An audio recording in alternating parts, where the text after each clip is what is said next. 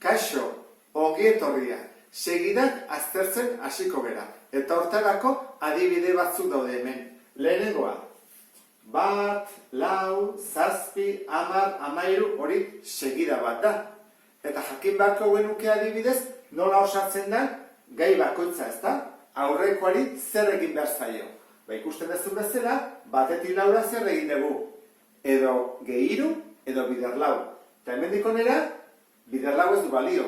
Da, gehiru, ezta? Ikusten duzu bezala da, gehiru, gehiru, gehiru. Orduan da, aurreko gaia, gehiru.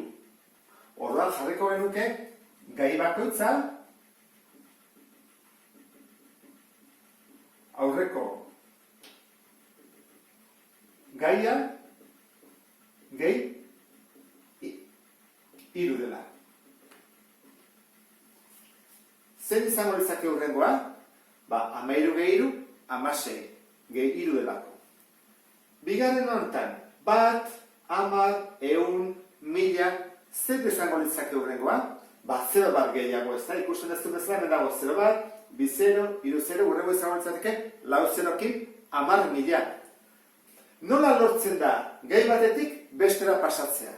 Egin batkoa nuke, biderramar, haure da, biderramar, orduan da, gai bakoitza, aurreko gaia, bider, 10.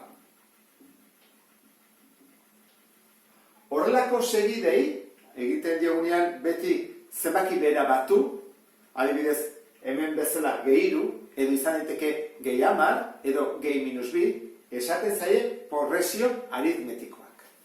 Eta egiten denean, bider zenbaki bat beti, bider 10, edo bider 0,3, edo bider 40, hori izaten zaie progresio geometrikoak.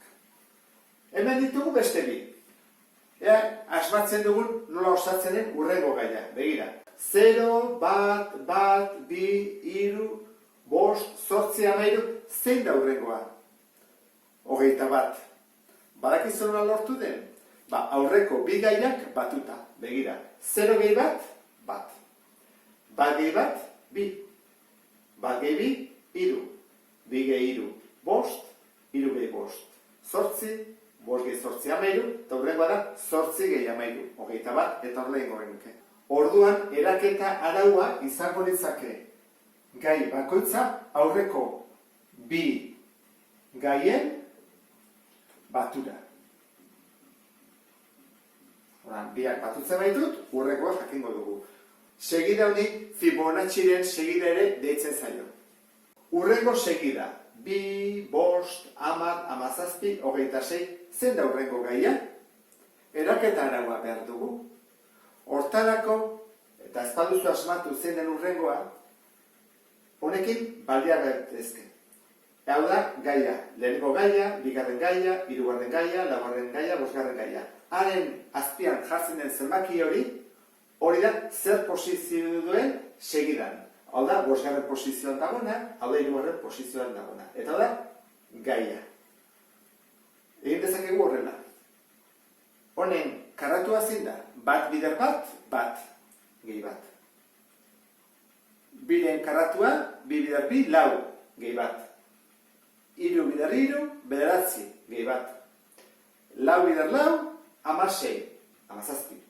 5 bider 5, 25 gehi bat, 26. Ikusten ez du bezala, egin behar da. Berbi, bere posizioan dagoena, berbi, eta gero bat batu. Hurrengoa zein da seigarrena? Zer egin behar da? 6 bider 6, 36 gehi bat, 27. Konduktori, eta jarri dezaket, 27. Eta horrela. Baina hau ez da nahikoa. Honekin joan gaitezke gaiak bana osatzen. Baina behar bada, galdetzen digute, 10garrena, edo 15garrena, edo gehigarrena. Ez dira joango bana egiten ezta. Hortarako da gai orokorra. Aurkitu behar dugu. Adierazpen algebraiko bat, eta eri hori gai orokorrean ordezkatzen dugunean, jakin dezakegun ze balio hartzen duen posizio. Pentsa dezagun, honen gai orokorra jakin nahi degula. Esan dugu dela, bere posizioa berbi jarriko dugu horrela, n berbi, eta gero bat egin. Horran, honi deituko diogu gai orokorra. Eta esaten digute, zein da 10. posizioan dagoenaren balioa? Ba egiten dugu, n kendu eta jarri 10. Zein egin behar da? 10 berri, gehi bat. Eta hori da, 101. Ikusten ez du bezala, bale badugu gai orokorra, balioa jakitea posizio bakotzean nahiko erresa da. Eta segiden sarrera amaitzeko esan behar dizuet aztertuko ditugunak izango direla. Batetik progresio aritmetikoak eta bestetik progresio geometrikoak.